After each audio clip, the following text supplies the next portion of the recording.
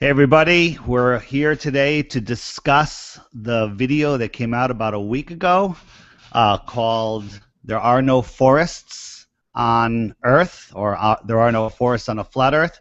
We have a varied panel today. Most of you know most of us. I'll just go from the order I see them. We got Nathan from the UK sitting in there. We have Antonio. We have somebody who's not normally with us, Ian Leahy. Did I get that right, Ian? Leahy? And then we have the ever popular Mark Sargent. We have Rhonda, the you may recognize her voice for some of you that have been listening to the redo of the video. And then we have Mike, who is the Sage of Quay, has a great podcast. Just real quick, the chat is for discussing what topic is on hand. Anybody that is either just distracting or making empty comments, pro or against, will just get booted. We have a ton of moderators in here. If you don't like it, there's lots of cat and dog videos and other things to go watch that you can enjoy. So hope everybody has a good time. Let's just start. I'm going to throw it to Mike. What is your take on this? How has this affected you?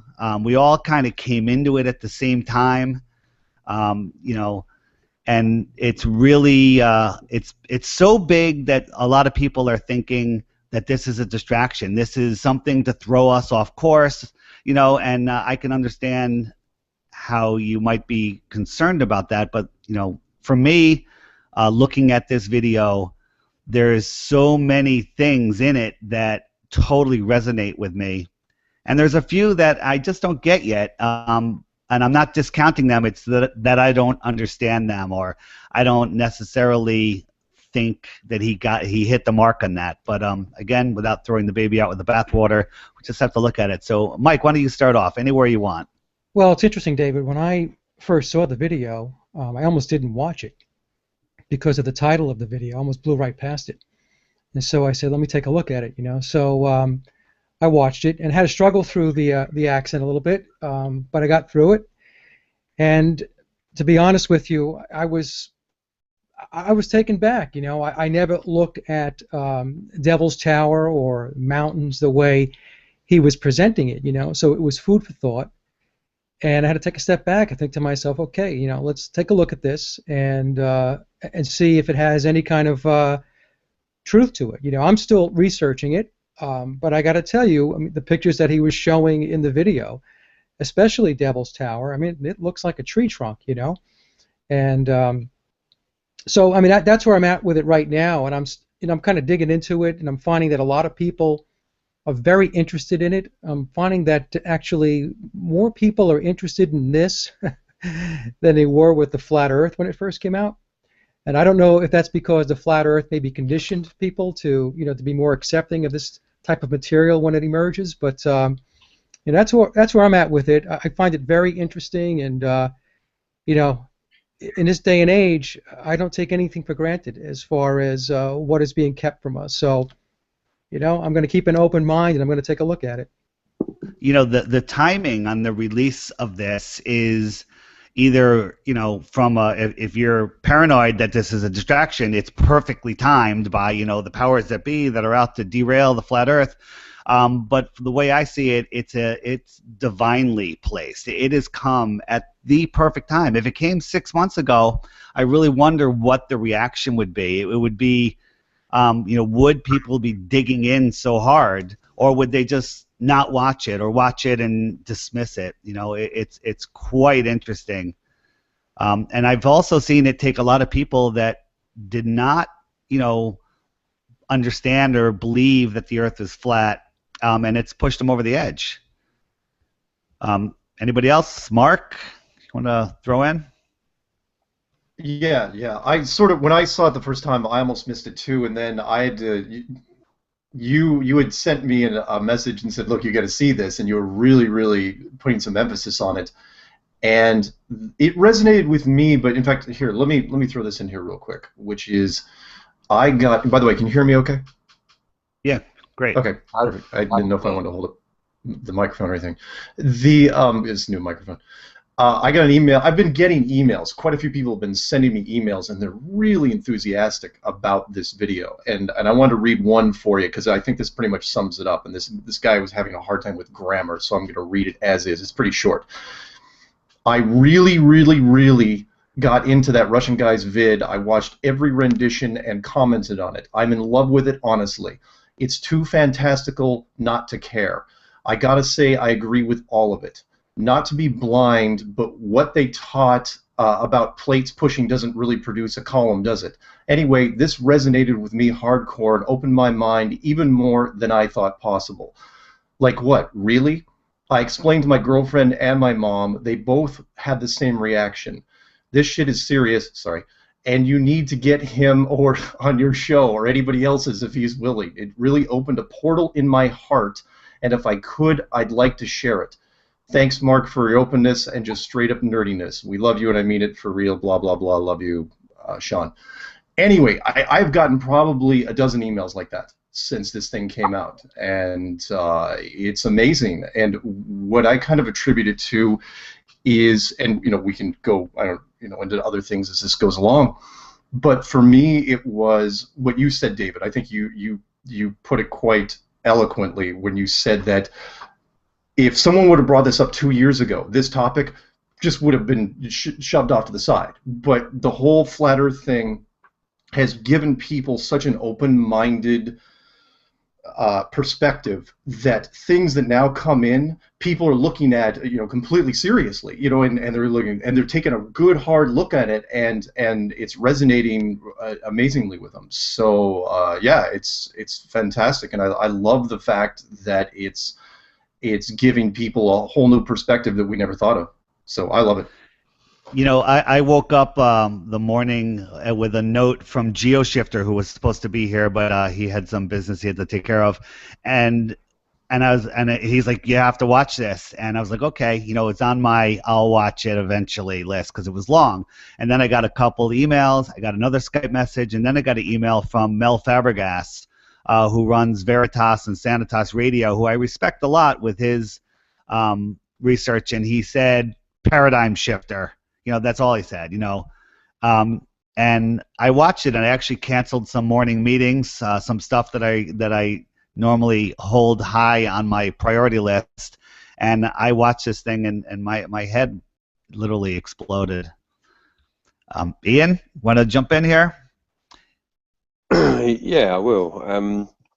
Pretty much the same, echoing what you guys are saying, but it raises more questions than answers now. I mean, it literally is a paradigm shifter. You've got to look at the size of trees. You've got to look at how old they are.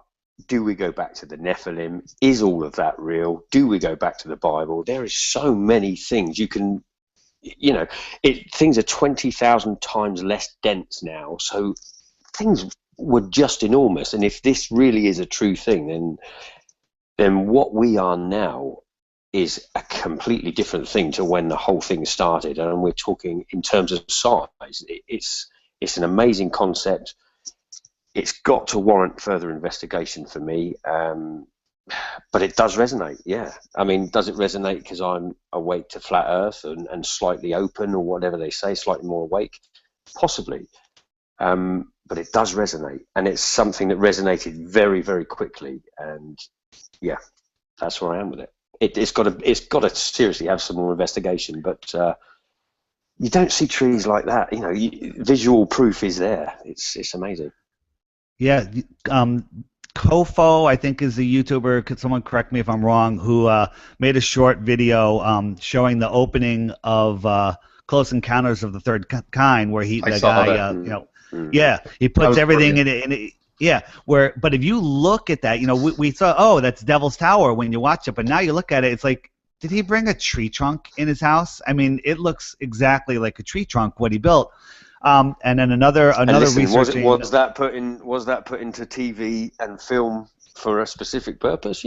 Come on, it could have been any other landmark anywhere in the world, couldn't it? Or something? It could have been. And then another friend pointed out Hotel California, the official video It's unreal. I mean, it could be a coincidence, but it starts out with some towering trees in perspective. They're not giant trees like this, but then the entire thing is showing tree stumps. It's just going through the desert.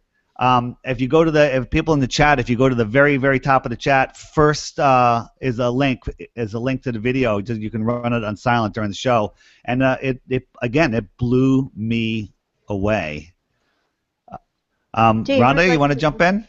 Yes, please. Yeah. I'm coming from this perspective, at a Canadian perspective, which is where I live in Ontario. It's cut into the Shield, the Canadian Shield, which is a huge rock land mass. So where I live in particular, the highways that you drive up and down, you drive through, you feel like you're driving through rocks. They're not tunnels, but the rocks are so high on either side. And when I first moved here, I questioned it, and I was told that all of that was blasted out by somebody. I wasn't given a date, but I was told it was all blasted out. So literally it would be, I can't even tell you how many feet down, that we wouldn't be living here at this level because we had been kind of chiseled out of the Canadian Shield. And all of the forests, I'm in a well-forested area, and there are new growth. And even though they're enormous, I've been told that this is several growths over historically. So for me, because of where I live, it resonated with me immediately because of the scale. And I could picture it in my head because I'm used to going and being that geographically fit into the rocks on either side. So over and over again, as I was doing the video, it was quarry waste, quarry waste, quarry waste, and I'm surrounded by quarries as well. So it really resonated for me in that regard. As we talk here, we're all giving what we, the things that we like, the things that blew us away. But we are going to get into troubles. What issues do we have with it? We're going to talk about that, and then we're also going to speculate, with, where did this quarry waste go? Who did it? Why did it do it? But the one thing I liked about his original video is he didn't talk about who did this or, why they did it, or is it a good thing or is it a bad thing. He basically just showed the evidence, and we have to figure it out from there. Antonio, you haven't said anything yet? Oh, he called them what, Rhonda? Freaks, and I had to change that because I thought that doesn't really give the scale. Correct. Freaks is not really appropriate. Panel members, I'm kind of just throwing it around. Just hold your hand up or something, so you signal me and when you want to talk, and I'll do that. Antonio, go ahead. Yes, going back to the question you just made. So problems with the idea, with the whole situation, like structural things. This is what I've been thinking. Could something as big as, say, Tabletop Mountain have managed to grow that size under the present conditions where that amount of timber, that amount of wood would have been creating so much pressure at the base that you would think the actual weight of the thing would have split it open.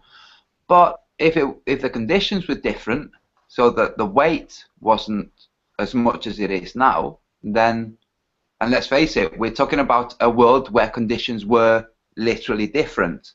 So things could have been lighter, in which case, why not? Of course. Just a case of looking through a different prism. You have the fractal view of the world, and we think of fractals, we always remove ourselves.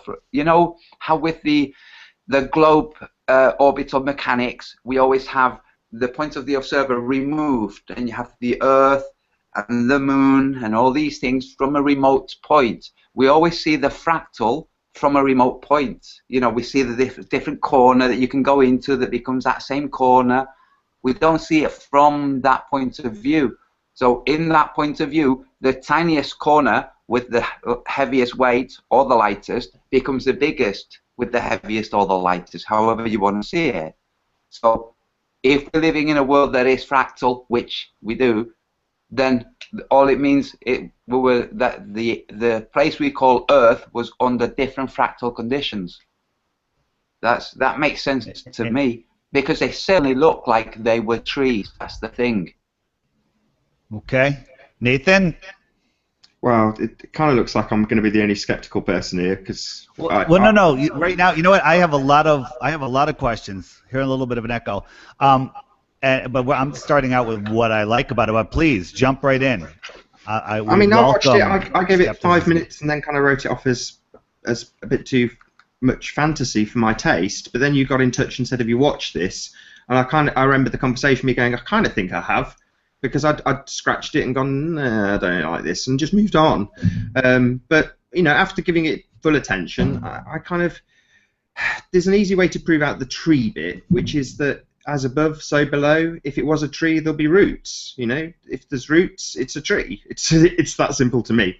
And you look at some of the aerial footage of those tabletop mountains, and they look like they might have root patterns. So from that perspective, I go, fair enough. But then I kind of thought, well, what else resembles these structures or mountains? And I don't know, I'll screen share with you if I can. I just have to say, I love Nathan's way of processing everything. It looks like there's roots, so I thought, fair enough. I'm thinking, what the? And there's Nathan going, oh, fair enough. But I mean, this to me, what do you guys make of this image? You see? The rock? Right. Or the rock? Stump? Or the termite mound? Yes, but now we're talking when when you take one element, like how it looks, how it stacks up, versus all the elements, like with orbital mechanics, splitting and making the sun not move so that the orbits can work. These things aren't how these trees, the mountain trees or tree mountains, look. They have these rods that go vertically down, and termite mounds don't. They don't have rods that go vertically down. Antonio, let me jump in here.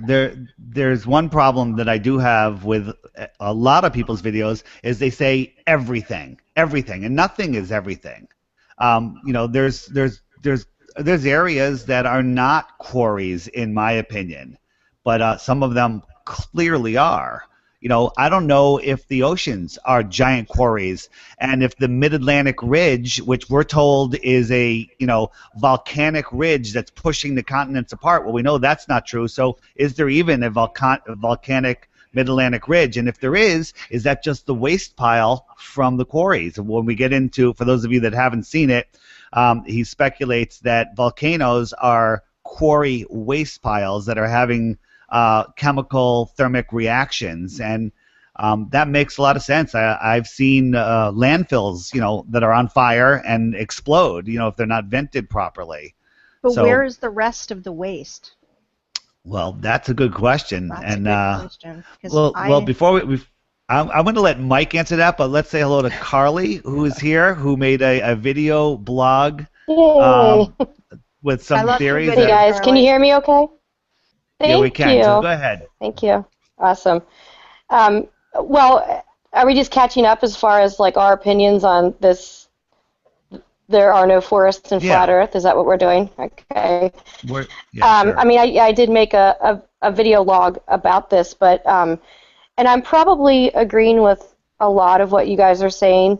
That there's a lot about the video that I might not necessarily agree with, but there's a lot about this video that really resonated with me once I saw the visuals. I guess I'm a visual person, and I spent a lot of time out in the woods, and when I saw some of these mesas, they definitely look like tree stumps. You see evidence of something that looks like the top of roots.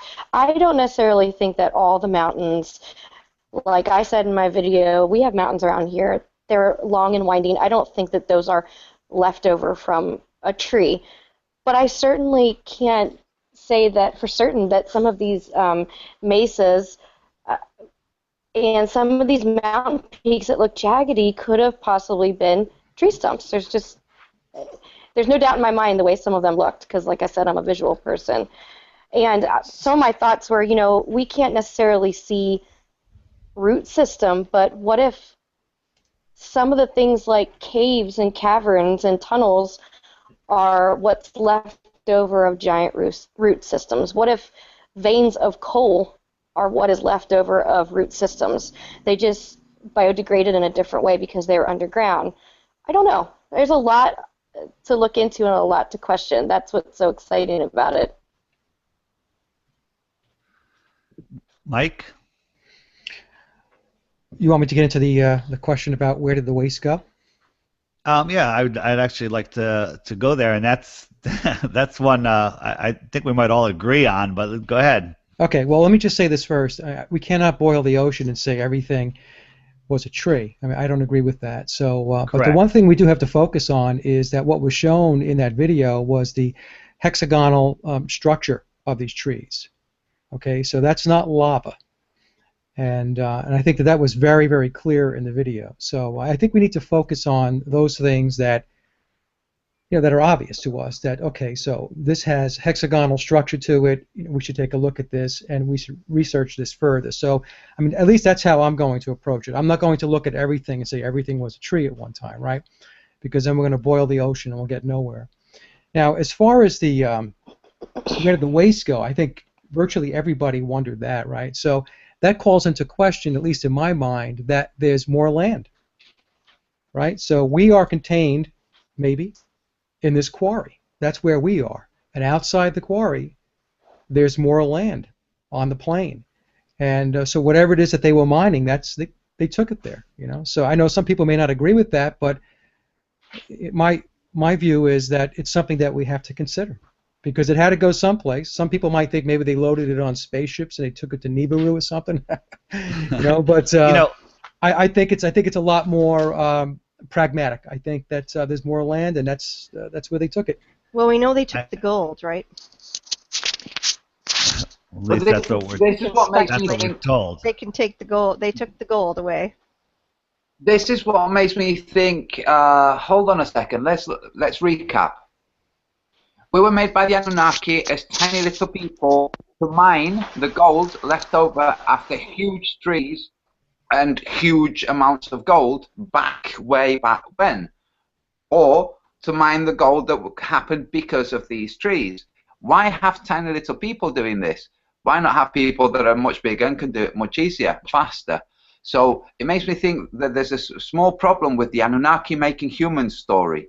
But if we're thinking, okay, maybe reality has functions, has stages through which it becomes things. Okay, so maybe things used to be a swamp and things were huge. And in order for things to become, say again? Maybe the people were giants. Yes, this is what I'm saying.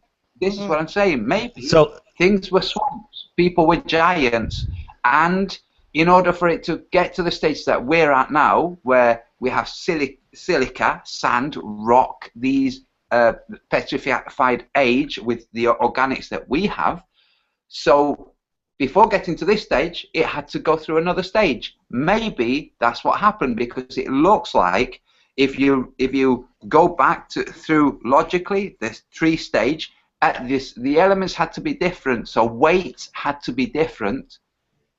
Now, if weight was different, size isn't a problem. If size isn't a problem, then it's just a stage that reality or nature went through. Everything a swamp, then things stop being a swamp, they start being more calcified, and that's the world we live in now. Who knows? But the thing about the whole thing, sorry, David, just one last thing. That when it was mentioned earlier that had this happened months ago, last year, nobody would have even paid any attention. And now so many people are just at least looking into it and thinking about it, because the flat earth has opened so many people's eyes into lies and distortion. Because something on this scale does not work on a ball earth. If this is a quarry, the materials are taking outside of the quarry to other places on the flat Earth. Maybe they need those materials somewhere. Maybe we're still mining for them now. Maybe the population of the Earth is far less than what they tell us, and we're actually mining these operations. And the powers that be, the Rothschilds, the Morgans, whoever, they're working for the people that are outside of what we call Earth. And, who knows? Is anyone tracking where all of the resources that are being dug out of the ground are going? They could be going, straight up from Hawaii, and not following the magnetic lines that bring us back into our trapped world. There could be something very, very close. Or perhaps maybe the Earth was completely flat. Completely flat with giant trees, and this was dug out for us. So we have oceans, and we have lakes, and we have, a place where this type of life form can be. Is it a good thing? Is it a bad thing? I don't know. I mean, there's so many questions. We're just trying to find out, how much of this, was made. Was it made for us, or did we used to be giants ourselves, and because of this great devastation and the knocking down of the trees that produce all the oxygen, there's much less oxygen, and we've miniaturized, and we've become smaller, to use less oxygen. There's a ton of questions. Wouldn't you say that buys into the evolutionary part of the story, and evolution is something that's been, heavily debunked long before? I was just going to say that. It would show, to me, it shows devolution.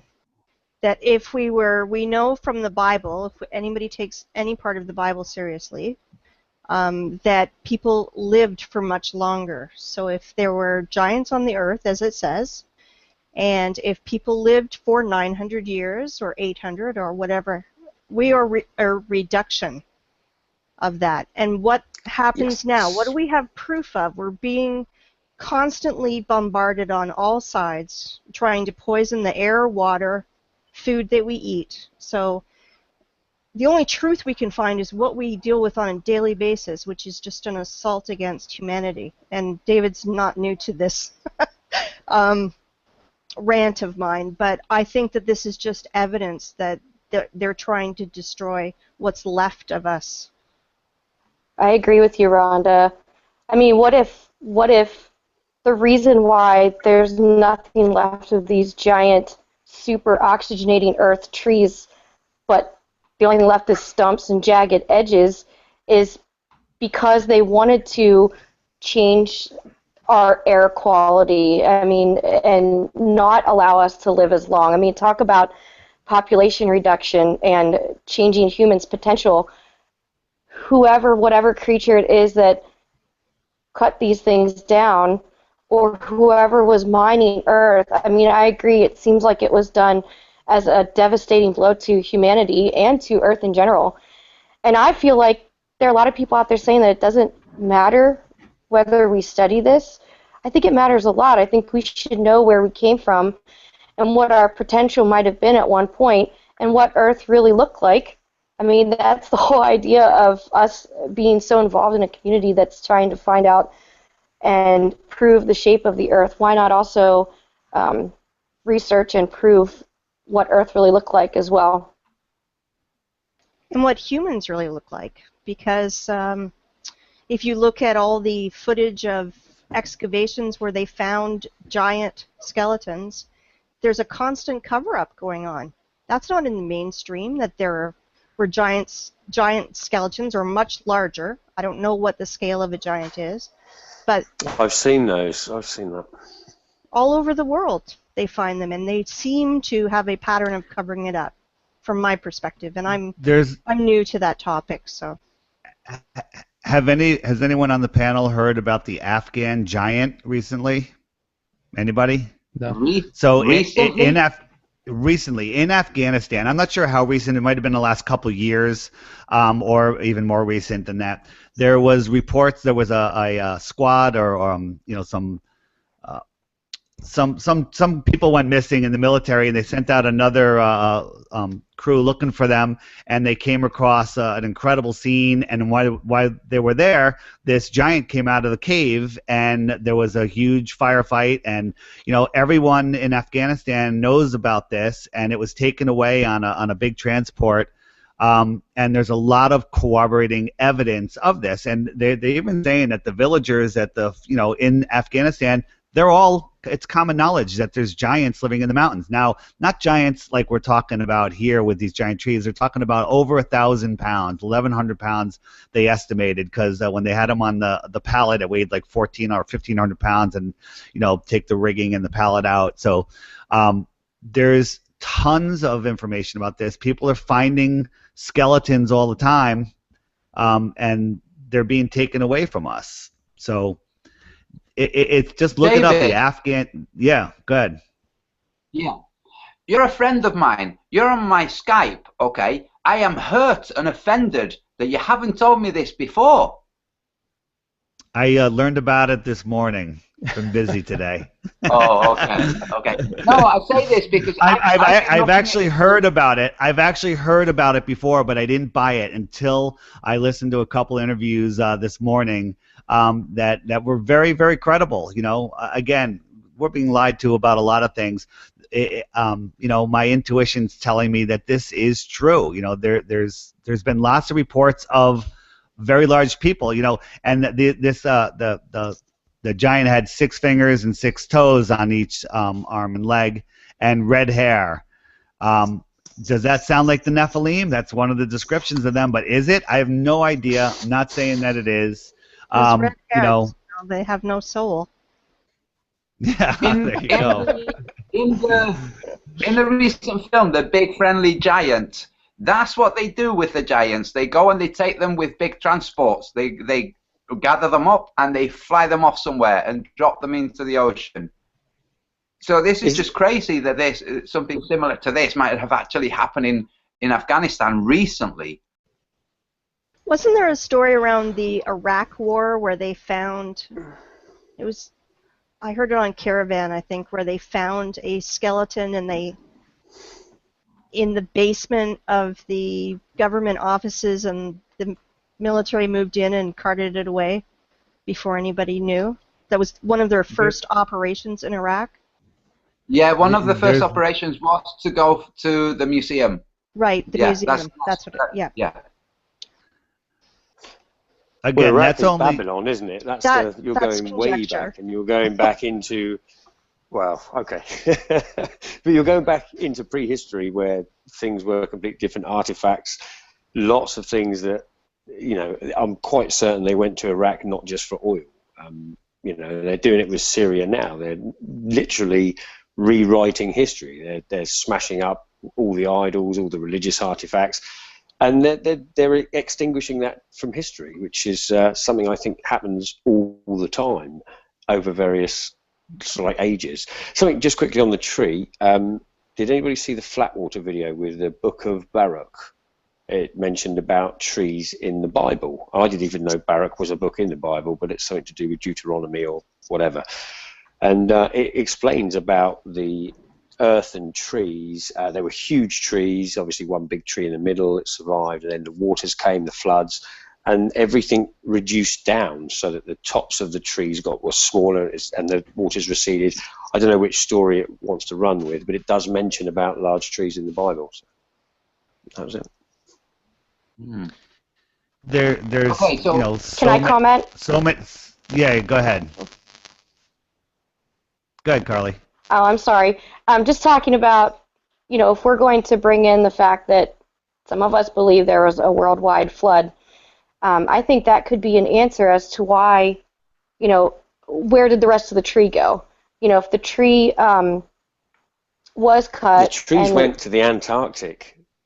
This is the point. If the big waters came down and everything went outwards, and in the circle, in the ice wall, the carbon or whatever element is so much more than anywhere else, and there's a lot of ice, so that would make an awful lot of sense for if there were floods, the trees and everything went, and the ones that didn't go got cut down by whoever, Well, that makes and it all a ended lot up of being sense. part of the ice wall, you know.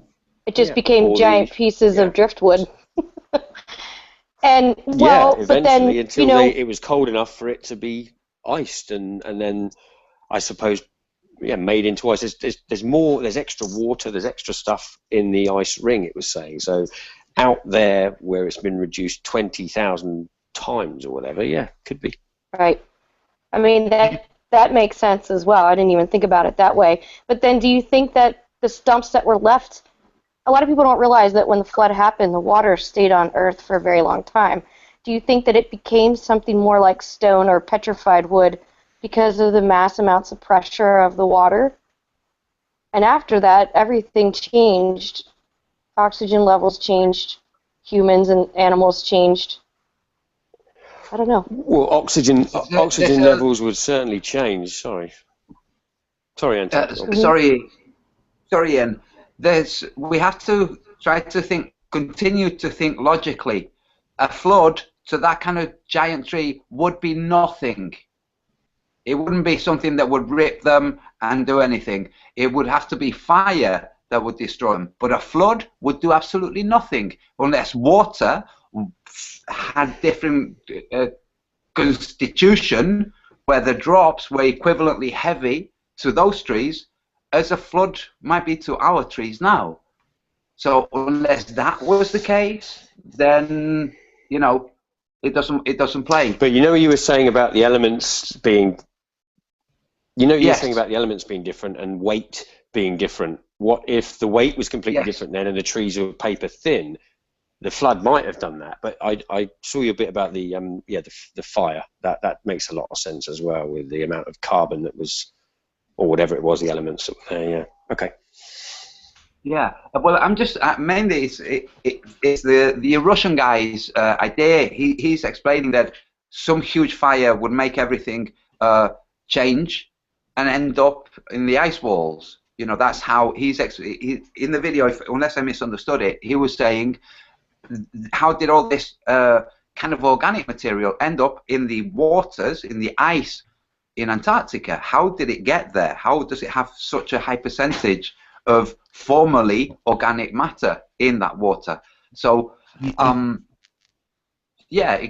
kind of makes sense for some huge fire to have happened, to have not. If we think about it, a forest, it has a lot of integrity as long as it remains a forest. But when you take patches of this forest out, the trees that remain are now fragile, now vulnerable to the winds and to different elements. So if there was a huge fire a long time before the ones that we call the mountains, a long time before those things were either pulled down or broke, it makes sense for there to be a clearing. What's it called? Well, he did throw in a nuclear blast. Yes, there's just randomly there in the middle. Yes, he did. That was the flat Earth. The flat Earth may have been this, oasis, with these giant trees, and there wasn't any ice. But your mic's gone bad, David. Yes, lots of crackle. Okay, we have silence right now. No. Maybe there was a fire quickly, and then there was the flood. So, maybe there was a great big fire, and then there was a great flood, and that's how it transported to get to the ice. Maybe. But one of the things that's troubling me is the consideration that official bodies will not go into looking at this seriously, and if they do, into publishing their findings if the findings say trees, because you couldn't have that on a spinning ball. The trees of that size would create the kind of winds that it just doesn't play with their model. For the trees to be size, this is never coming out. No, this is the thing. So this will never come out, Anto. That's it. Unfortunately, It's going to have to be researchers who have the ability and the skill to research, but who are also flat earthers. Hey, is my mic back now? It's good, yeah, David. Yes. It's good. Thank you. Before all of the trees were removed by whoever or whatever, maybe there wasn't, this ice ring around us. they're all with all the oxygen, and you know, it could have been teeming with life. You know, he speculates that Antarctica is just a massive quarry, and you know what we can see there, it sure looks that way. So you know, in creating this, it's changed everything. You know, I lost my train of thought, but you know, the ice ring wouldn't be there, you know, until they deforested, you know, like we're deforesting now, you know, and supposedly making climate change. Everything changed when this happened. Well, Hey, it Mike, makes you and I have been talking to Sophia, who's much more Sophia Smallstorm, who's much more advanced in cellular biology and all of this stuff. You know, can you touch on some of the things that she was saying? Well, basically, let me see if I can get this so I can represent her somewhat reasonably. Sophia was saying that that it's very possible, and somebody touched on the point before, maybe it was you, David, where you said that because of the lack of oxygen, or the reduction in oxygen, that humans had to adapt to a new environment. And this resulted in having to become smaller in order to survive. So she was taking a look at that aspect of it. And then she got into a bunch of her more technical discussion, which I'm not going to do a good job of explaining. But one of the things I did want to point out, you know, we talk about how this could possibly have happened, the trees coming down. You know, in 1908 in Russia, there was the Tunguska event. And that was an airburst that flattened 770 square miles. So until this day, it's unexplained. So, you know, at that point, they'll want to say that it was some kind of asteroid that came down, but the thing was it burst above the ground and it flattened everything. You would think that an asteroid would hit the ground, and it was no impact crater from the Tunguska event. So, you know, I'm trying to think through this, and I'm thinking, well, you know, if this video has any truth to it, then there was technology available that is absolutely mind-boggling, that we can't even fathom what they have today if they had this type of technology back then. I'm talking about explosive devices being able to take large areas out by doing air bursts and just flattening everything. And you know, typically this might sound like science fiction, except we do have the Tunguska event to take a look at and to fall back on. And again, it's unexplained. So, you know, one of the things that did strike me was that, because he did mention nuclear blasts in the video, that in 1908 we were not supposed to have nuclear technology, okay? And we certainly didn't have it 200 years ago or 300 years ago. But if what was presented in that video has any semblance of truth, then you know, it could very well indicate that technology that we thought just simply did not exist 50 years ago, 100 years ago, 200 years ago, did exist. And God only knows where they've taken it, you know, today. Can I just make a point on that, Dave? Go ahead, and then I want to jump in. Go ahead, Rhonda. There has been a theory, I don't know who it was posited by, but it sounded interesting to me, that Lot, you know when Lot, the story of Lot in the Bible, and his wife turns back and turns into a pillar of salt? Yeah.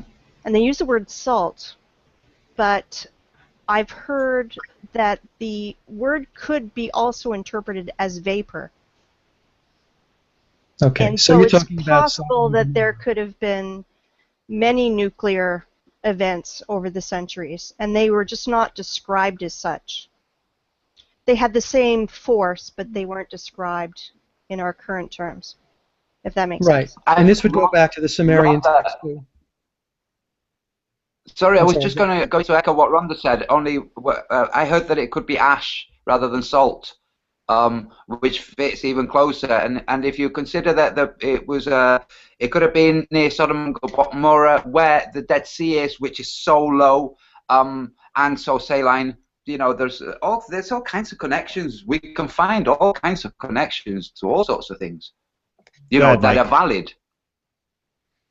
No, so the other thing I was going to mention, David, and I showed you this the other day, right? So when we go back and we take a look at some of the ancient depictions of the flat Earth, we see very large trees in those drawings and in those paintings and in those illustrations. So, you know, I didn't give it any thought. I had seen these pictures before, you know, doing flat Earth research, and I paid no attention to those large trees. You know, I don't know why I did not, because I know enough to know that nothing winds up in those pictures, in the ancient depictions, in those illustrations, that doesn't belong there. Everything has a reason for being in whatever it is that they're presenting.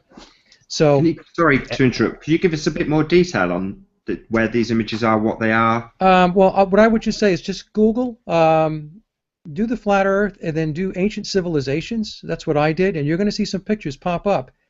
Let me see if I can. A good place to start is Wakey Wakey has a blog, and he's got a bunch of pictures in there, Vedic pictures, and all sorts of stuff. He's a good guy, yeah. He's a great guy. Yeah. So check out Wakey Wakey. I'll put a link in the chat. Go ahead. Can I just say on that sorry, Anto, go on. No, it was just a little. I'm going to break the fourth wall. David, focus on the show. I'll deal with the people in the chat because I can see that they're distracting you. So don't worry about the chat, okay, Dave? Focus and relax. Go ahead, Ian. Sorry, yeah, just to say, Mount Meru, they picked that as a mountain stroke tree, tree of life or whatever it is. I can't remember what's going through this. And Mount Meru, so I mean you're merging their mountain and tree. I mean, is that just another thing, or is it put there for us to, you know, it's there, it's called Mount Meru, mountain, or the great mountain in the middle? Is it a tree? Is it the tree of life? That sort of thing. And you see that in the depictions in some of the ancient stuff, is what I thought it was. So. You know, also we should the movie Avatar. I was going to just say that. How many of you watched Avatar since this came out? It's on the top of my list to rewatch. Go ahead, Mike. Sorry. No, I was just going to say. You know, I remember watching Avatar, and I have to go back and rewatch it now because in Avatar there was this resplendent Earth or this planet with these very, very large trees, and the trees were integral to life. And you know, so when this came out, I was thinking to myself, I have to go back now and watch the Blue People. And the military goes in there, cuts down the trees, and mines the land. Right, I mean, exactly. It's a documentary, like The Matrix. I mean, again, I want to just step in and add a bit of balance and say that, you know, a lot of the imagery that we're given in movies is propagandized, and we spend, as flat earthers, all day long pointing out this to people, especially when it's stuff that's to do with satanic Illuminati. Now, you've got, on the heliocentric model, people talking about ancient aliens in a similar vein with massive amounts of sort of speculation, and we're doing the same thing. And the danger is that a lot of what we're speculating about, it could take a lot of investigation and give us one of those who or why answers, but it's not quite the same as, you know, going out and measuring horizons and launching balloons and getting definitive proof on things. My point being that, yes, everything we've said is valid, and we could just, you know, pat each other on the backs continually and say, yes, this is a really wonderful and exciting subject, which it is. You know, it's excited me. I don't want to seem like the biggest downer on the panel, but by the same token, it's kind of, when people say, well, is this just a distraction, I have to kind of think, well, you can draw similarities to trees and tree stumps and mountains, and you can do it with other things. I tried early on, and you all shut me down when I did it with you know, with the termite mounds, and you know, it's still just wild speculation in my view. Just to put a bit of balance in there, I'm being a bit more extreme than possibly I need to be. I think the reason that we're all speculating as we are is these vertical columns, the Giant's Causeway. The mine in Scotland, it has these columns exactly the same, these hexagonal shapes.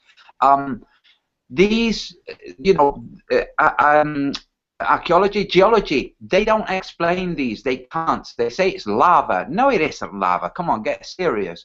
And they're not going to study this. It's going to be people like us, or hopefully people better than at least me, that study this, because it breaks the whole globe. So they're not going to dedicate time into breaking their globe.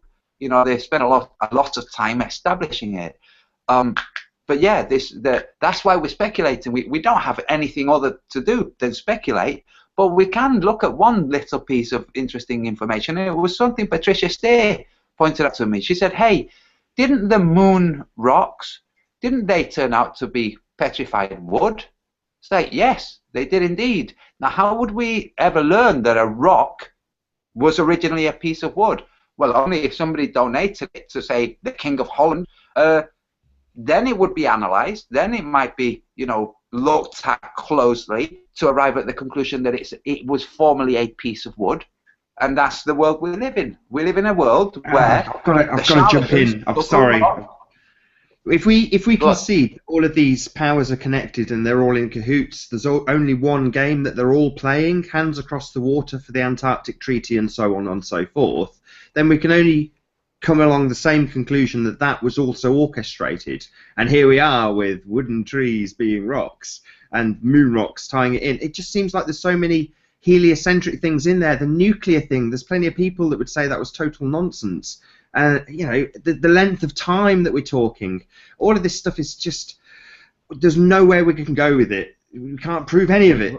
Right. The nuclear power thing is just speculation. I'm a believer. I'm looking for more evidence. I don't know if there are nukes. You know, the nukes that went off in Japan, the blast pattern doesn't make any sense. You know, all of the buildings, there's buildings all over the place that didn't get knocked down. And those are the ones that were fireproofed. It was an incendiary bomb.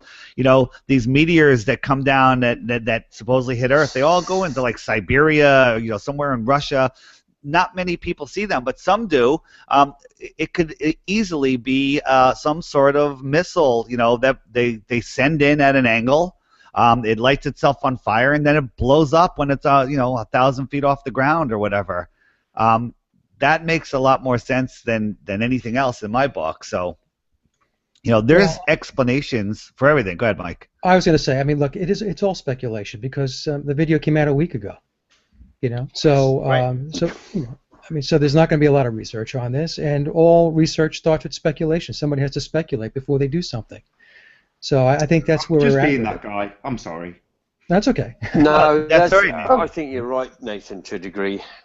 It's come out. It's come out now at this time, and the only real thing I can conclude from it is visually you can measure the curvature of the Earth visually, or, you know, with a temperature gauge you can check the temperature of the moon. You can do practical things. The only practical thing about this is that they look like tree stumps. I mean, there is no, you know, there's not really a lot of movement in the fact that they look identical, and that's really the only proof for me that resonates to the fact that, yeah, because I can visually see it. I know that it's going to warrant so much more investigation. And the fact that those columns, we've never seen lava do anything close to that. You know, and that's the excuse that we're given by the same people that give us NASA and 9/11 and everything else. I mean, it reminds me of something that happened to me when I was on the ball, and somebody was describing tectonic activity, and a climber was ascending to Everest. So they tell the climber to come back with rock from the very top layer, and they showed, you know, your typical cross-section diagram of Everest. And the top layer was a very, very thin sliver, and he came back and the rocks were analysed, and it showed, you know, sea fossils. And they said that over the time, and they explained the tectonic activity, and it took a lot of research and a lot of detailing, and obviously the conclusion you're left with is the heliocentric explanations and the evolutionary explanations. But it was very similar. In other words, at the end, you thought, well, what can I do with this information? Literally, what can I do with it? Well, the thing is, it could be, if we're looking at a world, let's just visualize that world. A huge swamp, much wider than our puddle, okay? Because all the water, the ice wall wasn't there. So much, much, much wider, okay? And crustaceans in that world. And since then, some catastrophe, the trees disappear, the crustaceans, they perish, The water gets divided differently, things calcify, formations happen, erosion happens, and you end up with crustaceans on the top of mountains.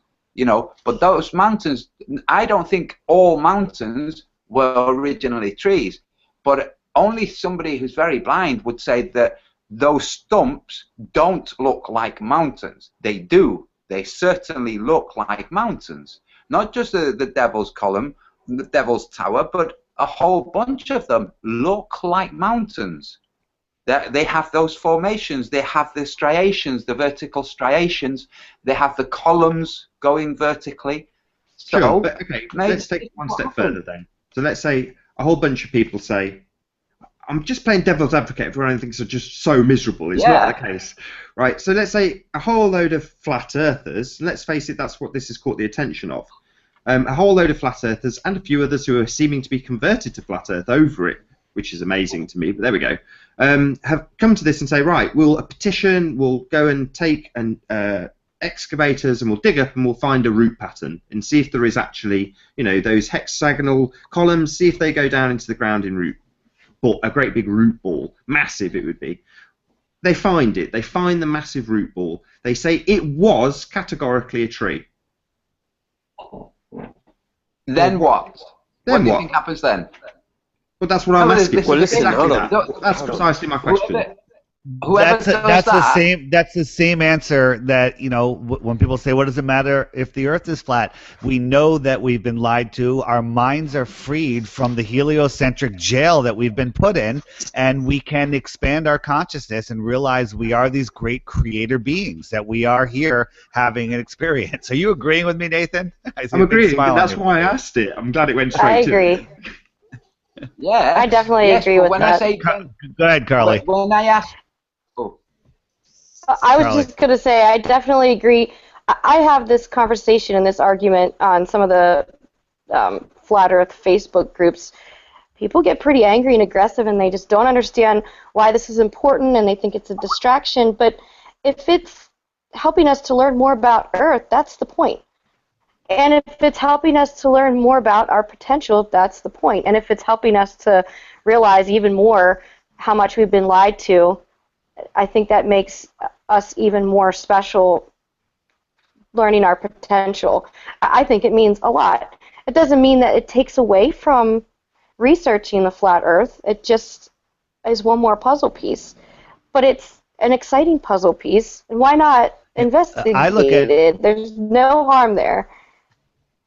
I look at it as a definitely another puzzle piece, and a big one at that. You know, if we can prove that these are tree stumps, you know, that might be the biggest flat Earth proof that's right in front of our faces.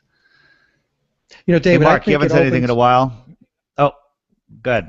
Just real quick, I was going to say that I think at the very least what it does is it opens the aperture of possibilities so that it nudges people to perhaps, hopefully, think more critically and not swallow things hook, line, and sinker, right? So we're obviously not going to have an archaeological dig at Devil's Tower, right? The same way that alternative Egyptologists are not going to be invited to go to the pyramids at Giza and start poking around, or the same way that people who want to investigate flat Earth are going to be allowed to go take expeditions to Antarctica, right? So a lot of these things that people are saying, well, you know, where's it going to go? We can't prove it. We can't do anything about it. Well, I think that really the purpose of these things is to get people to open their minds and to understand that just perhaps, just maybe, we've been lied to. Okay, so the next time they come out with some dopey documentary about this or that, we could take a step back and say, I don't believe it, or you need to show me more. You know, so maybe to get people to stop off the let's believe the authority complex that most people have, you know, so to take a step back and evaluate things more critically. I mean, I think that personally, that's kind of where I'm at with it. That was very well said, and that was the one thing I definitely took away from it, to be a bit more positive. When he said, this is created by lava, and he has his little lava come up, and you go, yeah, it's another one, another tick in the box. And I hate to say this, because David, when I asked him this question initially, I say, how much of it do you think is nonsense? And David's answer was always all of it. It's all complete nonsense, you know. And when I came to flat Earth, you kind of think, is it 50% bullshit? And then you slowly edge up, and it's another tick in the box. What they've told us about how these rocks are formed, it's complete nonsense. Right. There's no two ways about that. And even if we don't arrive at what it actually was and how it actually happened, we can definitely write things off. So if we hear an explanation that it was made by lava, we can say that's not true. Because we know that we can say that's not true about so many things. Earlier, Ian Leahy mentioned the Tunguska phenomenon. At the time, Tesla was doing some interesting stuff. That's just a pointer. So yeah, that exotic energies might have existed by humans who were here, or by humans who are somewhere else, or by giants somewhere else. Who knows? But that these things could be possible. We have to start thinking, if freaking mountains, it's possible that they were trees, then a whole lot of stuff is possible. And when I said, then what? I didn't mean there's no point to it. I meant the people that will discover this will be flat earthers. It will not be globalists. It will not go in to find where the mountains turned out to be trees originally. That's what I meant. Can I just, Mark, sorry, I don't want to jump in and, oh, sorry. No, go ahead, Ian, you go, and then Mark. Oh, I'm sorry, Mark. There's one thing in there, it said, rocks are the transition from silicon to carbon, right, which is what he was trying to say. And it can't be all rocks, and it can't be stone in general. So it's got to be some form of living, breathing type of silica, I guess. Which, and I didn't quite understand that, and I just wondered if anybody could sort of help me with that. When it's, you know, rocks are the transition from silica to carbon. So is it going through a stage? Are mountains going through a stage before the tree comes out, or what? I didn't sort of understand. That was a question I had too. Is that a measurement of age? How long it's actually taken for the trees? And that was a question I or something I grappled with in recording the video. Was he speculated that it was a metamorphosis or a transmorphing. He used that word, transmorphing. And twice I changed that to harden because I wasn't quite sure if that's what he meant. Because transmorphing or morphing says to me something that's quick. It happened in a very brief period of time, whereas I don't think he could bring it across because of the language problem that it was a hardening. It could have been. So how long does it take for a tree stump to harden into rock? That would be my question. Yeah, I mean, it takes little time Eons. to petrify. There was something, I read something, I did a little bit of research about how people or scientists are saying that the petrification of wood is not nearly as long as they first thought. And I don't know, I can't even remember, I'll try and find it and do it. But yeah, so that put a different thing. So timeline then became into it, because under normal circumstances, you're talking, yeah, literally eons, millions and millions of years, which puts the evolution thing back in, it gets rid of God again, it does all those things. And so you've got to, and I thought, well, if that is the case, if we're looking at massive tree stumps, which were mountains, or mountains were trees, whatever, I've lost my train of thought, totally gone. Sorry. Totally gone. Ian, what you're saying about the quick petrification, I've heard about this, the cowboy boats that were petrified, various different things. We're still deferring to authority. These are things we weren't involved with. We don't know the roots of these things. We don't know if these boots were involved with cement, you know. We don't know. This could be just misinformation so that people would say, oh no, these mountains can't have been trees.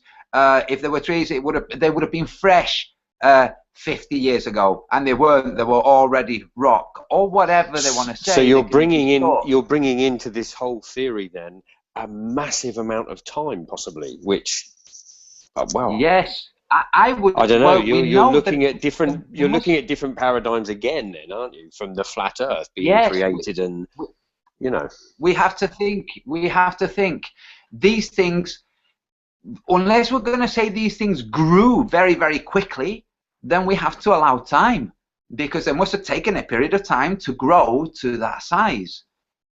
And whether this confirms or fails to confirm the Bible, we shouldn't stay rigid. Maybe the Bible, or maybe the stories that are in the Bible, are far older than we're told, or than we interpret them to be. Maybe they're talking about Good point. Yep. ages before. And we don't really know, though, what the growing conditions were like 6,000 years ago. That's right. You know, I mean, it could have been so totally different than now, and things might have grown bigger, stronger, faster. You know, we don't know. This is the it's just a freaking interesting question. The whole thing is just to me, I'm fascinated. I've been reading since then. My head didn't literally explode like David's. You know, it's Mark. Hey, Mark, you were going to say something. Go ahead. Hard to get a word in edgewise here. I know. I gotta get my shot in here. The growing conditions, what you were just talking about there, I've been thinking about this, and I've talked about this with a few of you guys already, which is no matter what the growing conditions were for a tree that size, it's not going to work on a globe.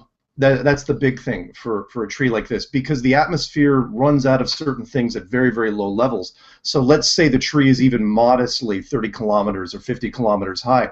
When you get up, I'm going to switch over to feet because I'm American. When you get up to 20,000 feet, there's not enough oxygen for a human being to live. And when you get up to 30,000 feet, not only is there no oxygen, but the temperatures drop way below freezing. And so when we get up way, way high, you're talking about a tree that's dealing with no oxygen and frozen conditions. Hang on, Mark. When these trees were here, there could have been a ton more oxygen. It could have been, oxygen all the way up to the top. Well, no. I got you here, but what I'm saying is the atmosphere of a globe, as far as we can tell, and scientists will say this, has always been only so thick. Doesn't matter how much oxygen is in the atmosphere. Who's talking globe here? Globe is I'm just saying off that the table. That's what I mean, though. That's what I mean. I'm saying you can't do trees like this, because I don't think we really said this here. You can't do trees like this on a globe because the atmosphere only goes up so far, and then once you get up to a certain, it's not very high. You run out of everything. It's super, super hostile. Well, that's why I say this is a huge. Yeah. This is a huge flat Earth proof. This doesn't work on a globe. I mean, I don't even consider the globe anymore. It's not even worth focusing anything. I know. I just had to throw it in because nobody's brought it up yet. It's like, look, I don't care how. Has anybody, although just in case there's any globers, have you considered the main ingredient that it would need to work on a globe? Needs to be a terrarium. Would it be gravity? It would need gravity. Yeah, that's the answer to everything. That would work on a globe. I'm sure there's an equation somewhere. No, but the thing is, I'm echoing what Mark's saying. If it was a spinning globe and trees were that huge, the spin of the globe, which is faster than the atmosphere because it's more dense, would have these trees slicing through the atmosphere, causing such high winds that it would make these trees impossible to grow. So the atmosphere would have to be much, much bigger. I'm thinking maybe flat Earth, these trees were much taller because the ceiling was much higher. Maybe the ceiling was much higher because the trees' electromagnetism was allowing it to be higher. And when the trees were cut down, the ceiling came down over this area, condensing things and making things grow smaller. Who knows? Including people. I echo that. I think that is a fantastic. Yeah, that's a really, really good idea. Less oxygen, less everything. The dome comes down. Maybe it was much, much bigger. That would explain if the trees could grow. You don't have a problem with, like Mark said, the atmosphere going up. And if the dome comes down, you're getting less oxygen, more pressure. Things are going to get smaller. Yeah, good shout. I like that. Sorry. And also, all the difference. I come from Spain. In Spain, we have the Spanish, the Iberian giant stories. In the UK, you have Jack and the Beanstalk. In the Americas, you have the Native Americans have stories of giants. of how they caught, how they trapped giants, how the last giant was trapped and buried. Every different area has legends, myths of giants, just like they all have myths of floods. It's like, why are all these legends and myths existent in all of these different places? It sounds like it was a phenomenon that was shared by all of these cultures. It makes sense. Because the stories are much older than international travel. This is the key point. Even the Aboriginals have stories. Does anybody know the chemical process from going from a silicon life form to stone? I mean, does anybody in this panel understand how that works? No, that's Nope. one of the big things we don't understand. You see, I think, David, that might have been, and you were mentioning this earlier, Rhonda. I don't need to be the one doing most of the talking, but Rhonda, you said when you were changing words, when I was hearing it, I was translating every time he says silica and silicone, I was translating it into petrified, as if he was saying this grew organically and became crystalline, became. Yeah. To me, it said it had to harden into that. It couldn't just happen instantaneously like that. That doesn't make sense to me. And when he's explaining the botany and how the cells have those sheets are there to keep the interior of those sheets to contain the integrity, so it won't morph, and for strength. You know, for these rods, basically for anything that grows, they all have these cellular formations. It doesn't make sense for something that's crystalline and already rigid to require these sheets, you know, in which case we wouldn't have these structures. Those structures are created by the sheaths. So we have these structures. And I liked his analogy with the beehive. He drew an analogy with the beehive, that it's the most efficient use of space, and it's the most efficient way to contain liquid. Those were 2 points that he made about the hexagonal, which I struggled with, hexagonal structure. Yes, which is what, and that's what makes me think he's not talking about, or at least from my point of view, these can't have grown as crystalline structures because they wouldn't require water to travel through them. So they wouldn't have to follow that pattern. Crystals grow in all directions and shapes. Yeah. Let's another question. Himalayan pink salt. Does that have something to do with these trees, or because these salt mines, this salt that's crucial to our life, it has so many minerals in it. What is that from? Is that from the trees? No. Anybody have any speculation? Sure, I think no, because with those sorts of structures, they're uniform. They're the same throughout. So if you were to take a cross section of that, it would be the same throughout. So a salt crystal just looks the same, and you get bigger, much bigger crystals, but they follow the same pattern in terms of how they become what they are. Whereas what you see in Tabletop Mountain as it's decaying or falling away is different patterns that would suggest life. Now, Antonio said, well, why would you have these hexagonal structures that draw water up? And just from modern photos, you can see there's vegetation on the top of these. Now, I believe in a creator. If I was the creator and you wanted to make use of that plateau, you would need a system in the rock that would draw water up from below. So to me, if the rock has grown through the creation, that's that would be my justification for the rock being something that is kind of organic in the way it's been created, but that doesn't make it necessarily a tree. Hey, let's who I think would be really good. So let me just say this quickly. Michael Tellinger would be a really good person to look at this. I agree. Very much. Hey, I have a suggestion.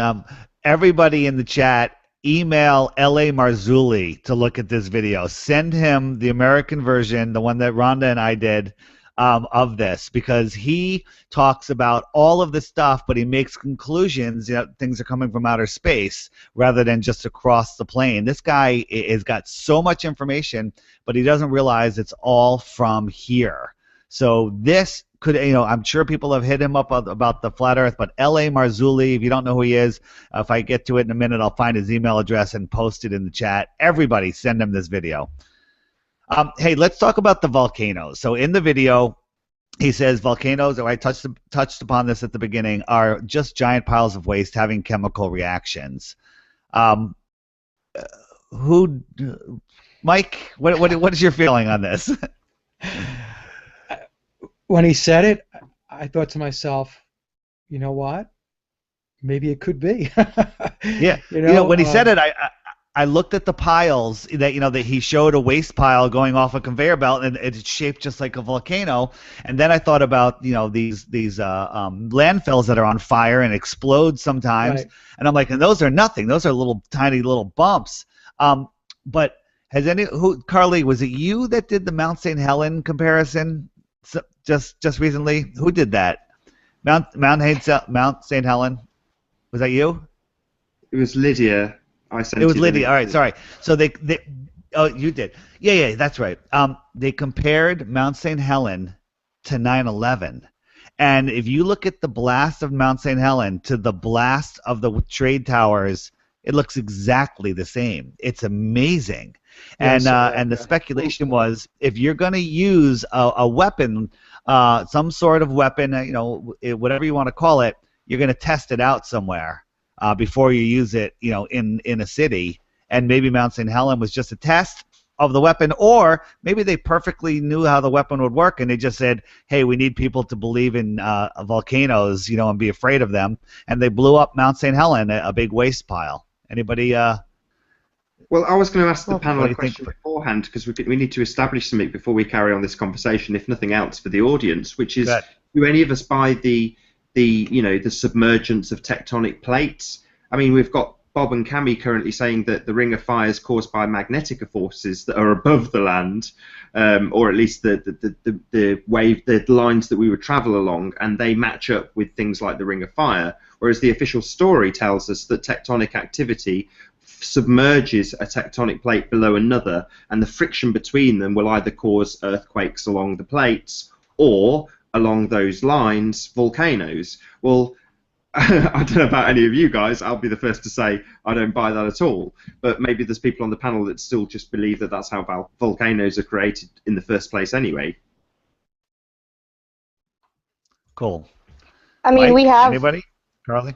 Go ahead. Oh, I mean, I was just going to mention, we do experience earthquakes, and is that from tectonic plates moving back and forth? I don't know if that is what causes the movement of lava and the volcanoes.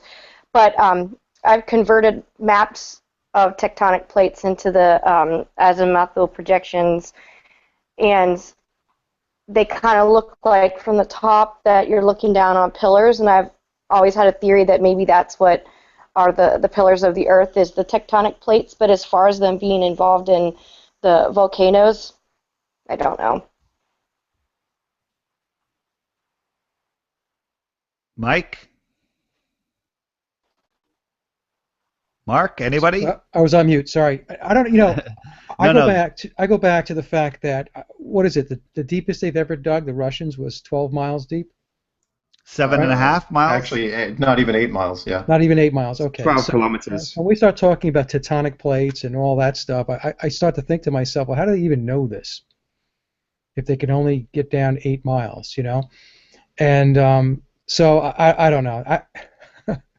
I've gotten to the point where I got the answer to this from a troll. Sorry, go ahead. Gator X said it was based on an educated guess. That's the official description. So it's an educated guess. Literally, that's what they'll tell you. It's amazing. Okay. Guesswork.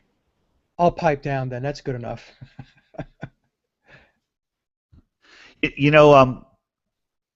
People even have composts explode, by mixing in too much fertilizer and stuff, So just think of a giant mountainous pile. it makes a lot of sense. You know, the Hawaiian Islands, I've been to what I believe is a lava flow, hardened. It sure looks, you know, it's interesting, and it's hard with all my lifelong programming of magma, you know, and the heat and the pressure, you know, to break that. But I don't know. The lies are baffling that we live in the sea of lies. We do know that they do not harden in hexagonal shapes, though. Do we not know that from? We don't know that from the Discovery 100%. Channel. That's 100%. You're right. 100%. We can disqualify them as having been created by lava. So they have to have been created by something else, not lava. Right. The plate tectonics pushing up, gibberish. What I've seen, by the way, you know, the research I've been doing since I've started doing this for the last 18 months, is that science really, really hates question marks. Hates it. Kind of like you know, what Mike was delving into. Like, if you only dug down 8 miles, how are you explaining, you know, the 4,000 miles to the core? If you only dug down less than a fraction of, you know, of a percentage. Science hates putting question marks anywhere, and this would be one of them. Yeah, you see hexagonal patterns in the rock. You've got to explain it somehow. You can't just, if you're a scientist, whenever they first ran into us, I'm sure they were just going, holy smokes, what do I do? You've got to come up with something. So that's the, you know, it's like, well, we've seen volcanoes, so we're just going to have to say that we'll make the math fit. And that's what they did. You know, and as far as, you know, them lying to us, you know, as, you know, a couple of people have said, well, you know, the lies are just very, it's like, I think most of them have no freaking idea that, you know, just like everyone that's kind of, you know, the reason this panel's here, this thing's so original, this whole concept is so original that we're, you know, the open-minded people are just getting onto this. The scientists are going to be, you think they resisted the flat earth before, they're going to look at this and they're going to go, oh, no, it's got to be lava. A mainstream article came out a couple days after this, saying, "Hey, scientists just figured out how these columns were made. You know, they haven't talked about it in 50 years." And then 2 or 3 days after this video comes out, they're like, "Hey, you know, are they literally flipping out and scrambling? You know, are they?" Yes. Yeah. Yeah. It sure appears that way. The other thing, David, was look at how quickly. Go ahead, Antonio. Go ahead. I was just going to say, they are scrambling. Look at how quickly, the time Jaron started saying to NASA, hey, get the ISS to do this, that they announced they're shutting down the live stream. So they are scrambling. The other question that's asked is, maybe the population of the Earth, of the 7 billion, is not a real number. And that's why they react the way they react to some of this stuff, because there's not 7 billion people they have, you know, that are affected by this, that the number is much smaller. And so they're concerned about, you know, this catching on and more people becoming aware of the lies. So, I mean, I don't know. I mean, there could be 7 billion people on the planet, but then again, maybe there's not.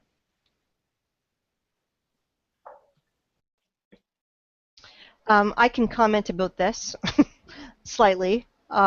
I did the census in Canada for a couple of seasons, and there is such a small percentage of growth just in Canada alone, and we have a large geographical area, obviously, that the whole concept of population overgrowth just baffles me, how people would buy it, because it's really anybody with basic math skills, and I have terrible math skills, would know that it's ridiculous. So either there's no argument that can be put forth that says that the population is exceeding the resources of the Earth.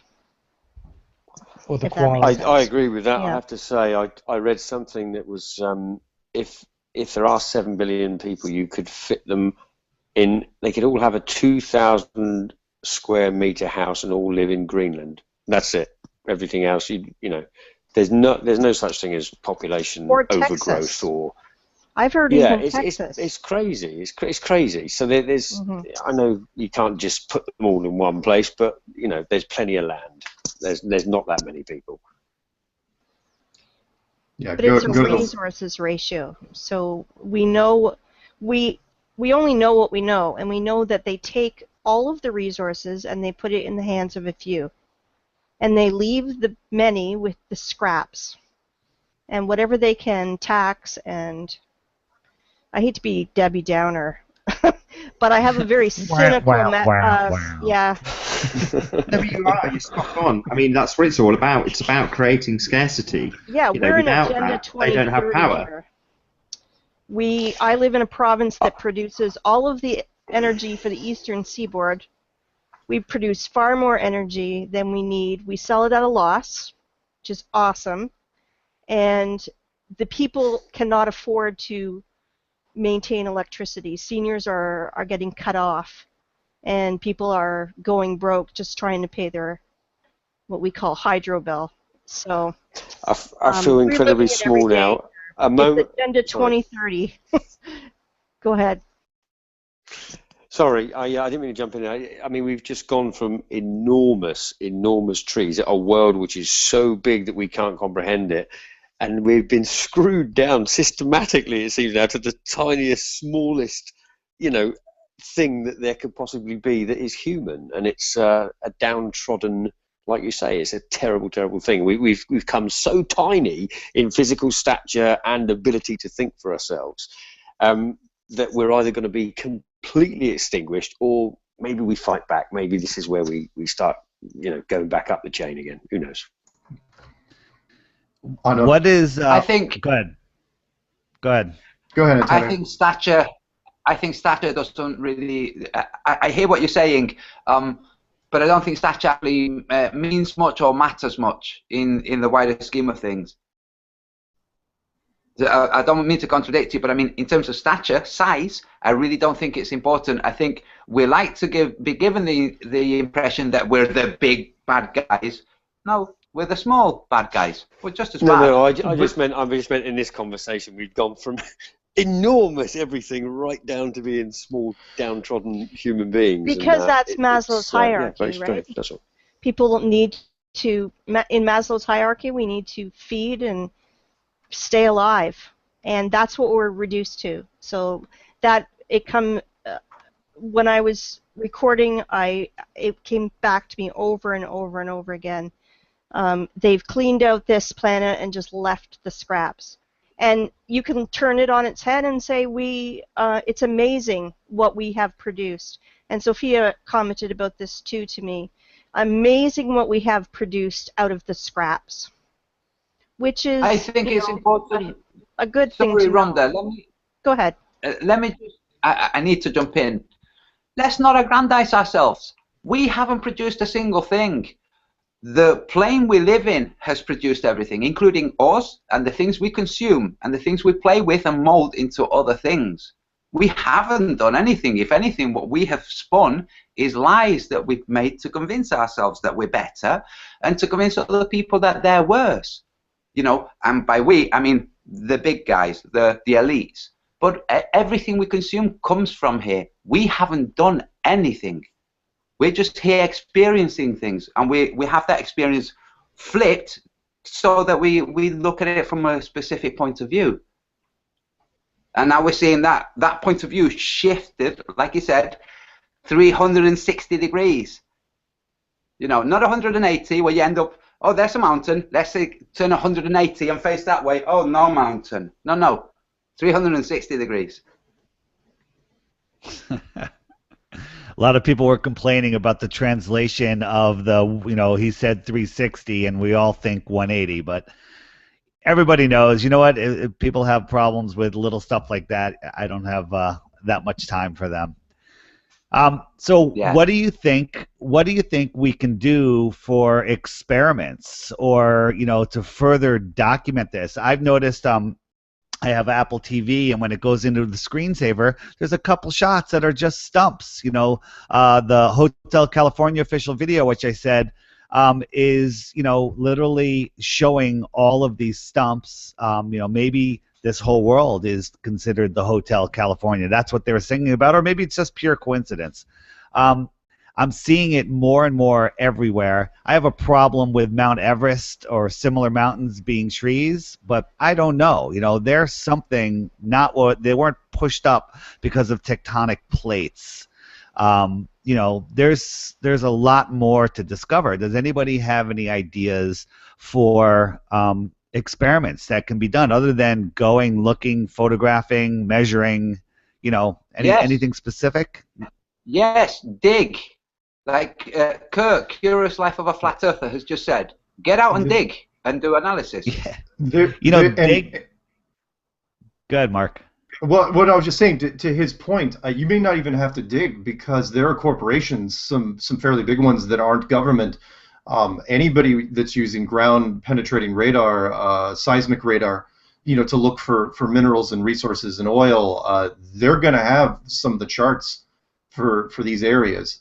And they're going to see it. Now, it probably didn't make any sense to them because they probably weren't looking high enough. Or even if they were looking at it, what are they going to think? It's like, oh, wow, look at that rock formation. It kind of spreads out like a root system. But they would be able to tell you, whoever's, look at the guy that who created the... Well, I don't think they're going to easily share that with you because they're probably not easily. And Mark, they're also like astrophysicists.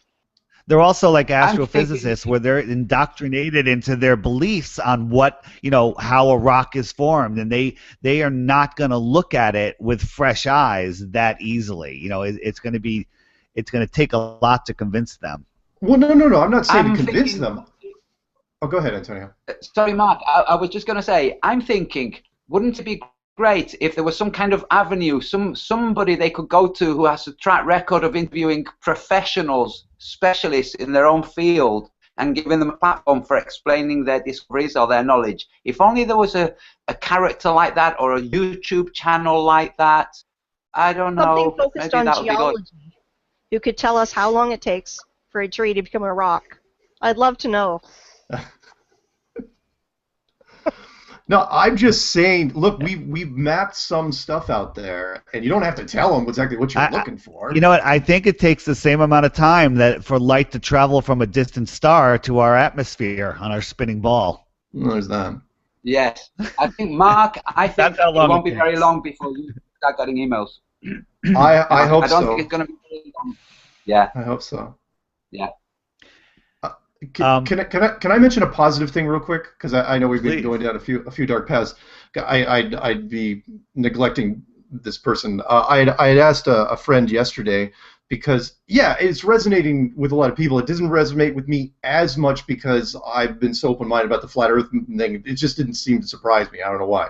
He was like, "Why aren't you more enthusiastic?" I'm going, "Well, I dig it, but it's like it's not knocking me over necessarily." But I said, "Why is it knocking you over?" I asked this person. And she goes, it's resonating with me because it awakens sort of this sense of wonder. When the Russian guy was talking about, and I hate to use the term too much, the fairy forests, the Avatar type forests, and she said, she goes, it's that sense that at one time this place used to be magical, really, really special, and it really, it's like, wow, magic, and she sort of put herself there. She's like, it was something really, really great, and that's what I'm running into more and more people. So I don't like that. I hate that. In fact, that's the thing that worries me the most. I mean, it's taking us into fantastical stuff, and it is fantastical. And ultimately speaking, my attitude to life is that, man, isn't this place fantastic? Isn't this place wonderful? So if it takes a tree, a mountain looking like a tree stump to make you regress to the idea that once this place was magical, it's not that. I mean, my life's pretty magical at the moment. I've just become a dad, but maybe I'm different. But for me, this world is magical. There is no two ways about that. I don't need to regress to how it was when those mountains might have been trees. But that's my concern, that it takes people along a path that is fantasy. I just concern myself that maybe a lot of flat earthers will become tree-hugging hippies in a real literal way.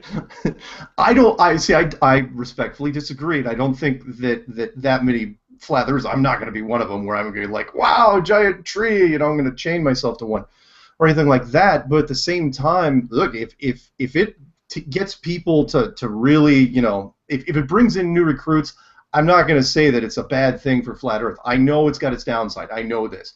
the debunkers are going to go down this and go, oh, the fairy tale land, and wispy things flying through, and all sorts of children's stories.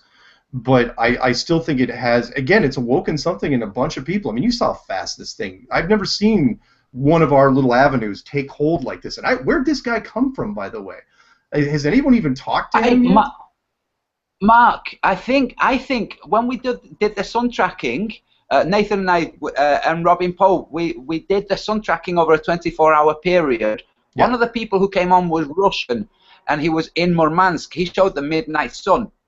And I asked him, was he producing videos? Did he have a channel? I asked him several questions because he was quite persistent, not persistent. He was very tolerant and patient. It took a long time. He made sure everything was okay, and he stayed with us for a while. So I asked him, and he said, I have been working on something, but it is something big, and it is something that complicated. Some people might not understand it. I think this is a guy, he was called Geir, or Geir, G-I-R, I think. I think that's him. I'm not entirely sure because I didn't take his channel name, and let's face it, it's in freaking Russian. But I think that's the guy, because he said, I have been working on something, but it's big. I've been working on it for a long time. I think that's him. But just to counter Nathan's point and to echo what Mark is saying, Nathan, you have a positive outlook. You're an optimist. Some people come into the flat earth, they realize it's flat, and they get depressed because they see the lies. And it has its effect on them where it drives them down, They see the lies, they see the fluoride, they see all of that, and they can't see goodness or a potential there. So to these people, now they found an avenue where they can find positivity through the whimsical. And there's nothing wrong with the whimsical, but if they can look at that rather than the fluoride, the poison, the chemtrails. But then it reminds me of Hollywood. It is quite them. Literally the suspension of disbelief. Yes, but so is Agenda 21 and the killing of all of us. Like we know that Agenda 21, Agenda 23, the depopulation program. We know these things are there. They've let us know these things. Are they really there, or is it just another distraction for the more cerebral? We can all agree. Go ahead. Okay. Go ahead, Carly. Go ahead, Carly. Then Ian. I see where Nathan you're coming from, but I also see in a lot of my groups and myself included that sometimes because you're so much in awe with a new truth like this, and you're so excited about it, and it resonates with you, it's doing what it's supposed to be doing for you, for your experience. It might not be necessarily what you need to do so that you can tell other people about Flat Earth. There's other avenues for that. But if it's something that helps that person find another puzzle piece to what Earth used to be and the potential of Earth, then why not do that? And I've also heard a lot of people saying similar things like what Mark, you said that someone said to you, that almost like they feel like they remember Earth being that way. And I know that sounds weird. It's almost intuitive or like an instinct, but I've heard a lot of people say that even though they've never witnessed Earth be that way, they feel like it makes sense, like that is home, like that's what it was supposed to look like. A lot of people might not get that, but it meant a lot for their experience. Can I just say something? I can only speak for myself, but I'm very connected to the trees. So when we're talking about chemtrailing, for example, and we're in a drought here where I live, and you can feel the distress of the trees. I can feel it. And I went through a very bad period when they took down all the trees around my area because they were hitting the power lines, or might hit the power lines in 20 years. So they took down just huge amounts of trees, and I can feel it. I can feel it on a spiritual level, and I think a lot of people come to the chemtrail movement because they can feel something spiritually, that the trees are in distress. So that's all I'll say about that. Maybe if I can just Oh, sorry, guys. Sorry. Go, Carly. Or Ian. Okay. Go ahead. Go ahead. Just real quick. I'm sorry, real quick. You know, a lot of people are not sensitive to understand that there is a connection with humans and trees. If you're sensitive enough to it, you know, plants and trees, they give off pheromones. Right before it's going to rain, they will release these pheromones into the air, and you can smell it, feel it. You know it's going to rain because of the trees are telling you. You can almost feel the excitement or the energy, whatever you want to call it, from those trees because they know it's going to rain and it's good for them. I cannot imagine what the world was like with these giant trees and the possible connection with all the creatures that must have been felt. And I think some people are tapping into that potential. Yep. Yeah, good.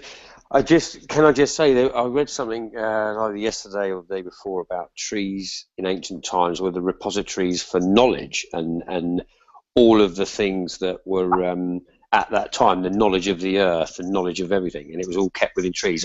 That was something I just read. I'll have to go and do a bit more research. But one thing I just want to say, 2004, 5 Japanese scientists, all right, and this page I'm on, it gives the explanation of how things petrify over millions of years, blah, blah, blah, blah. And then it says they discovered that naturally fallen wood in overflow had been petrified with silica. What surprised the scientists was the fact that the wood was less than 36 years old. As a result, the scientists conducted an experiment in which they fastened pieces of wood into the lake with wire. Surprisingly, after only 7 years, the wood had turned to stone, petrified with silica. Now, I know, Antonio, you said, you know, we're back in the arms of the scientist again. I don't know if that's the real thing or not, but 7 years, that's no time at all. And so that, you know, that brings into question, if we're talking about petrification over millions of years, that really significantly reduces the time frame that we're talking about. So, who knows? Cool. Yes.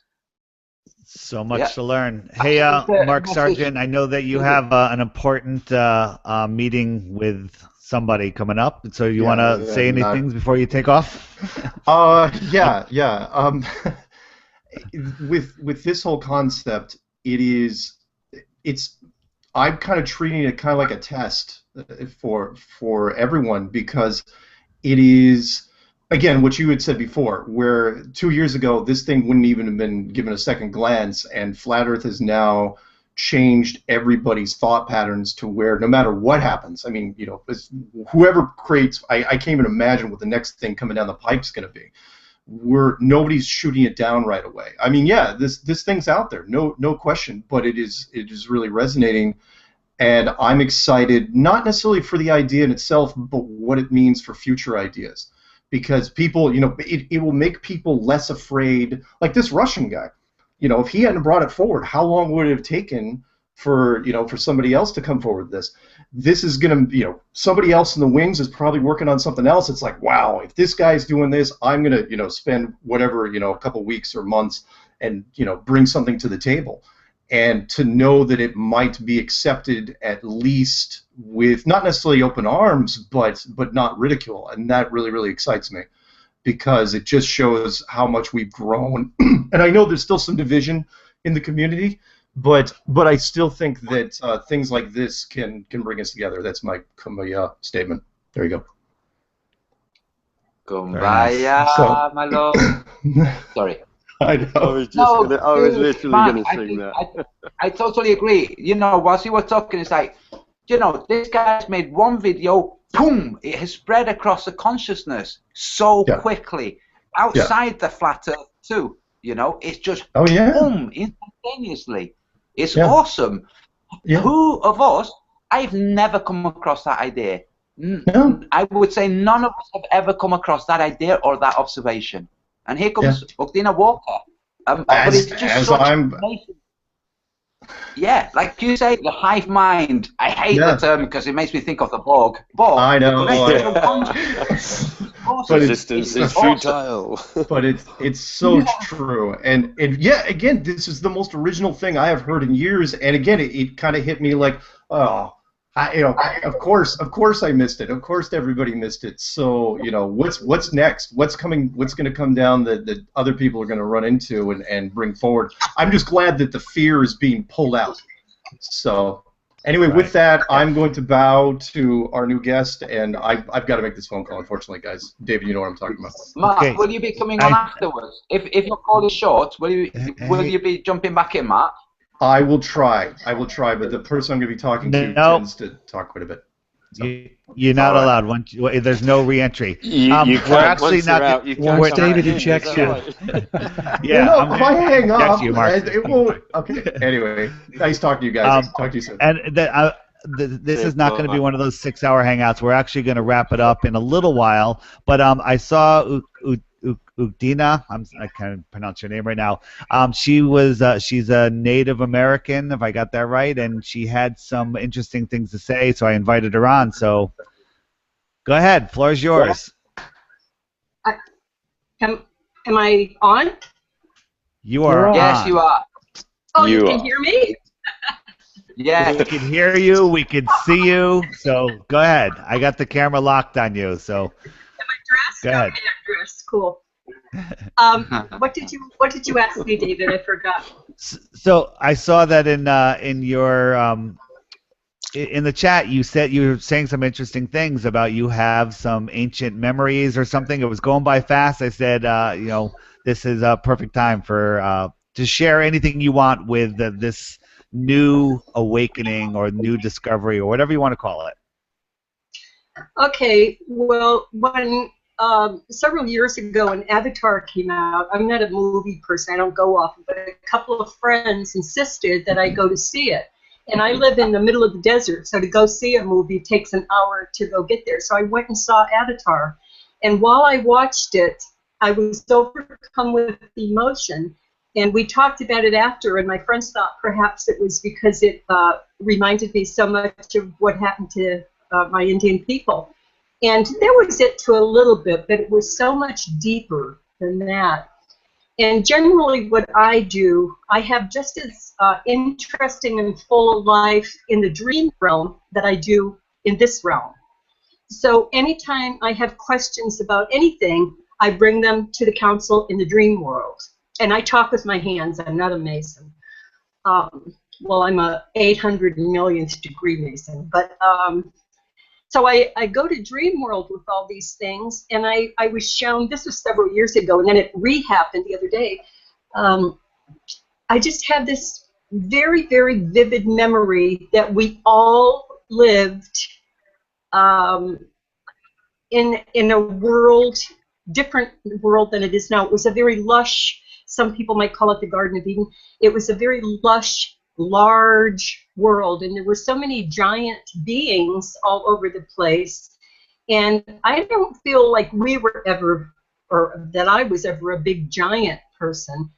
I'm kind of a giant now, I'm almost 5'4", but that the trees were so big, and trees all communicate via their roots, like the aspen trees, they're all connected. And I have always been a tree person, and in our culture, the trees are considered the oldest beings in this realm. They're the very oldest. So this new information from the Russian guy, of course we all have to investigate it. We're not a bunch of knuckleheads that, oh, it was on YouTube, it must be true. But we're at a point in our evolving that we intuitively know when something is very important, and this new information is very important. And Mark Sargent just said it, that a couple of years ago, this would have just been poo-pooed right off, but being that we're open-minded and we're flat earth researchers, this is just another piece to the puzzle that we can all look at and think about. And anytime we need answers, we go to the dream realm, but we also go to a tree. I've been called a tree hugger, like it's a bad word or something. But I will always go to a tree and ask the tree a question because I have a very good relationship with trees. So I hope I answered your question, David. Can I ask you a question? Sorry, is it? How do you spell? How do you pronounce your name? Sorry. Me? Ukdena. Yes, please. Ukdena. Sorry. Hi, Ukdena. My name's Ian. Just a quick thing. I read somewhere recently. I just said it that trees were the storers of knowledge and everything else. Does that resonate with anything in your culture? Yes. Yes. Anything we could you need elaborate? to know. Sorry? I didn't hear you. Could you elaborate, please? Sorry, just let me know.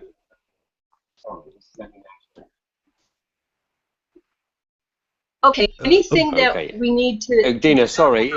We can. Yeah. Ukdina, there's a little bit of a delay, so just go ahead and respond to Ian's question. Okay, I already forgot what it was. If trees are, yes, trees are sort of like a computer, maybe motherboard or something. They hold so much information that we need if we can access them. And that's why if you drive by where trees are being cut down, and if you have empathy and your heart is open, you will begin crying when you hear a tree screaming on its way down. And some people will say that screaming is just the wood fibers being cut. No, it's not. It's the spirit of the tree crying out in great pain and distress that you would be taking her out of being one of our guardians. You know, I just put a connection. Go ahead. I thought you were done. Continue, please.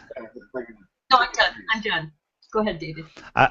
You were just mentioning, that people have these connections to trees, and you could hear them crying, and then you'll feel the pain. And I experienced this through Rhonda when she was having the trees on her street cut down, and I had to literally talk her off a cliff because she was flipping out. And then I just realized Rhonda is the one that dubbed the English version of this tree video, which is slightly ironic to me. I don't know, synchronicity in some way. Rhonda, you want to tell Ukdina? Yeah.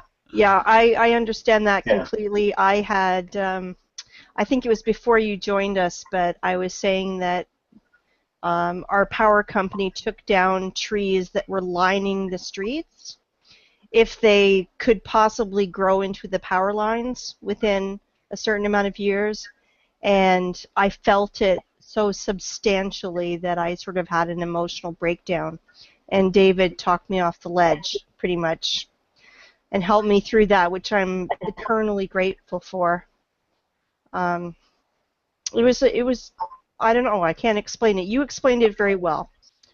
That's exactly how I felt, like they were just screaming out to me. I had a similar situation. Where I live, we have a magnolia tree, and the branches reach out over into the neighbor's yard, and it is just absolutely gorgeous. I love that tree. And I woke up one day because the neighbor was out there cutting the branches that had gone over into his yard because the petals were falling on his cars. And I had a very emotional response to it. I got very upset. I teared up, and I didn't understand why I was getting so emotional. And I literally had to call my fiance and tried to get him to call the neighbor and make them stop, but apparently he had all the right to be able to do that. But it was very upsetting. I don't know why. It takes a long time for a tree to get to that point, and it was just so gorgeous, and I was really hurt by it. I think we have a connection with the trees. A lot of people just aren't sensitive enough to feel it. And I agree, we have a connection to everything in this realm, everything, including the earth. And so many people have broken that connection and don't even see it. And like Rhonda talked about, I've had moments where there'd be men cutting trees down, and I'd jump out of my vehicle. I'm a small woman.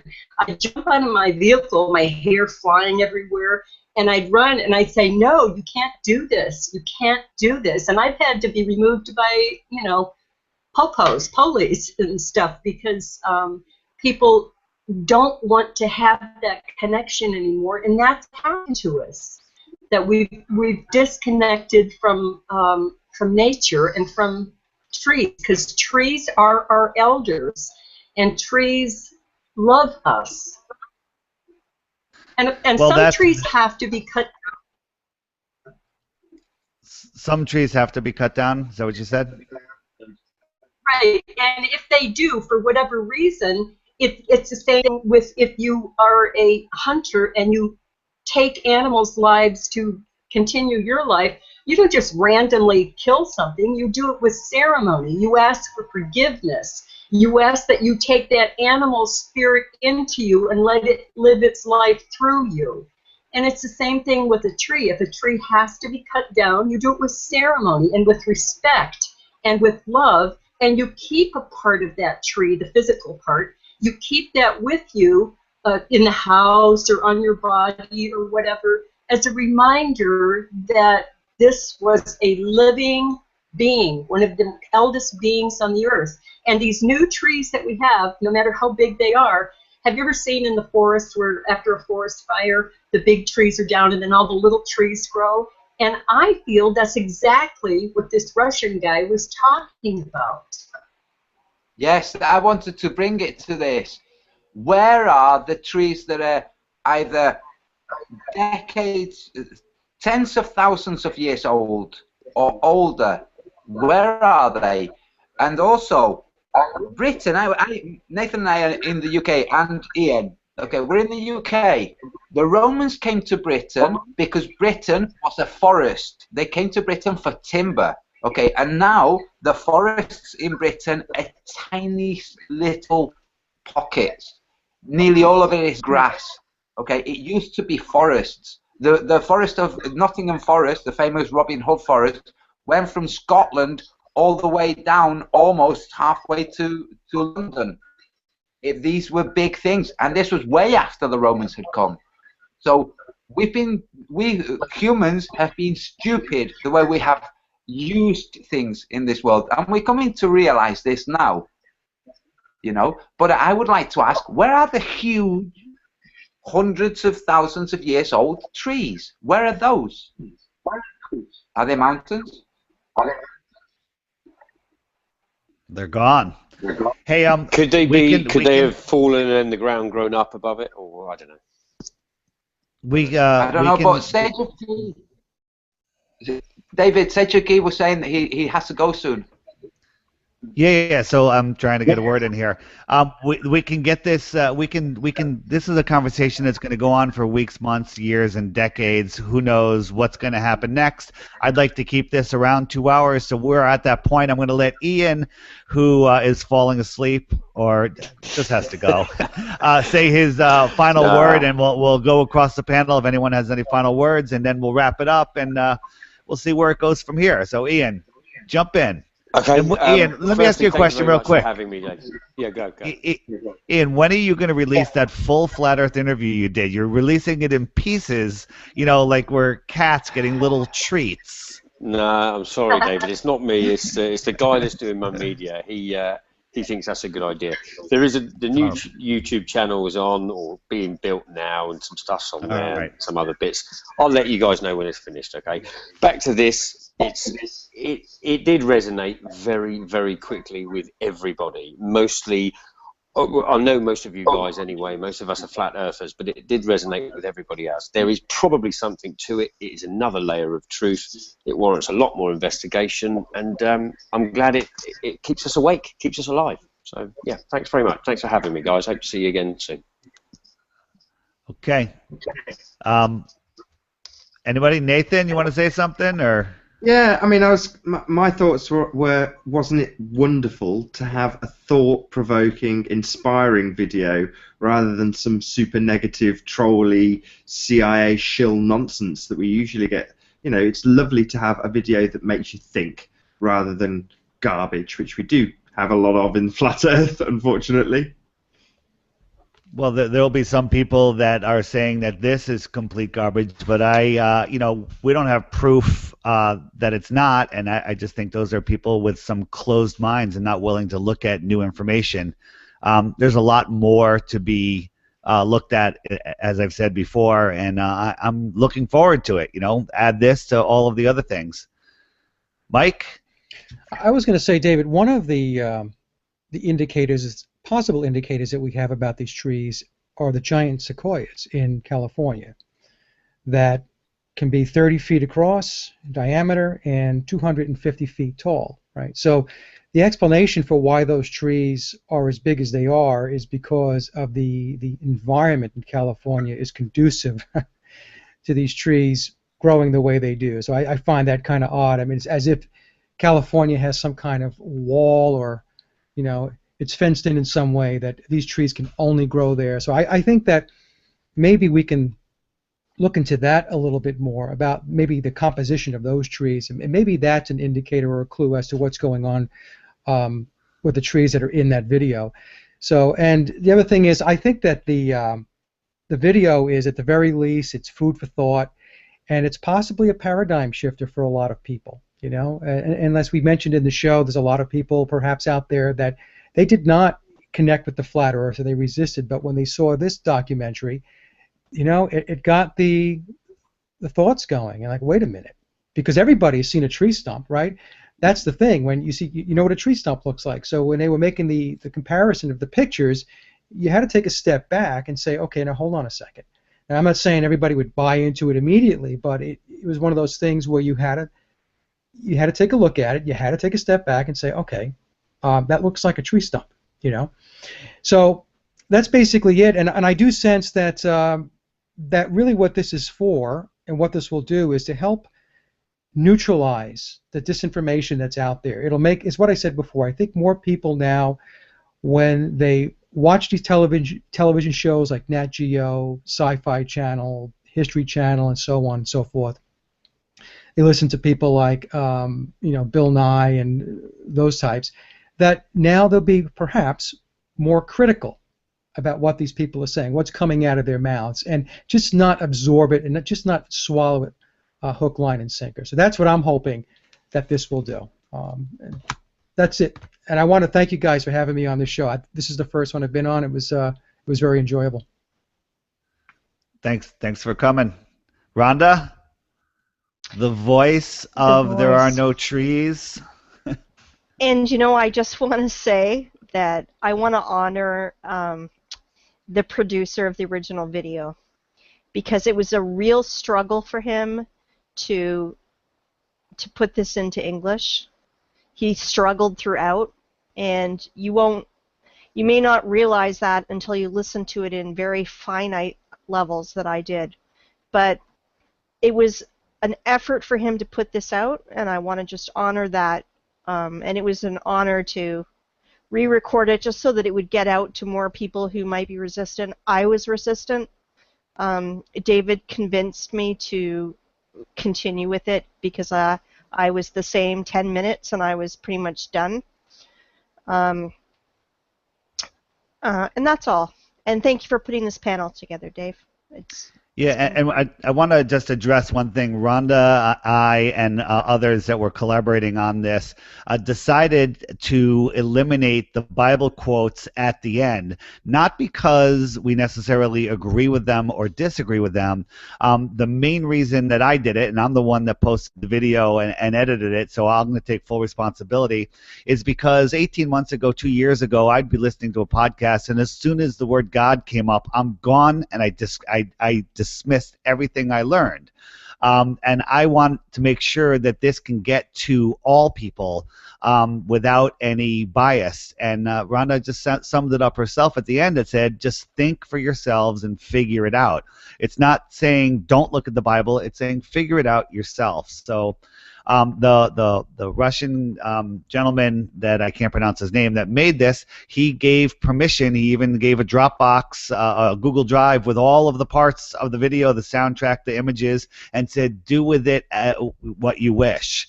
So that's what we did. We think that we're reaching more people, and you know, and that's that. Nathan, or you want to go? No, I'm done. Thank you very much for having me on. I'm sorry I was such a downer. I didn't mean to be the devil's advocate too much, but I think I maybe took it too far going by a few Skype messages. No, I actually appreciate that. You know, it's good because you bring up good questions. Carly? Yeah, Nathan, don't worry about being the devil's advocate. That helps us, you know, think differently and try to help answer the questions. But I wanted to say thank you so much for inviting me onto the panel. It was unexpected, and I'm very honored. I agree with Rhonda. I want to do a shout out to the gentleman that created the original video, because I know it was very difficult, and I think his voice was extremely endearing, and just listening to him try so hard, I think it was wonderful. And on top of that, fantastic information. Looking towards the future, I just plan on putting more of my thoughts out there on some video logs, and definitely still going to keep looking into this giant tree phenomenon. I'm more into that part and not so much the quarry end of it, but you know, and how it changed our environment and our weather and our air quality and all those sorts of things.